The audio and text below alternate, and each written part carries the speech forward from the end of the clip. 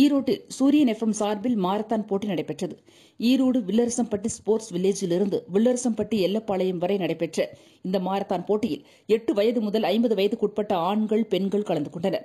இந்த மாரத்தான் போட்டி 3 kilometre, 5 kilometre மற்றும் 10 கிலோமீட்டர் என 3 பிரிவுகளில் நடத்தப்பட்டது. இம்மாரத்தான் ஓட்டப் போட்டியில் ஏராளமானோர் ஆர்வத்துடன் பங்கேற்றனர்.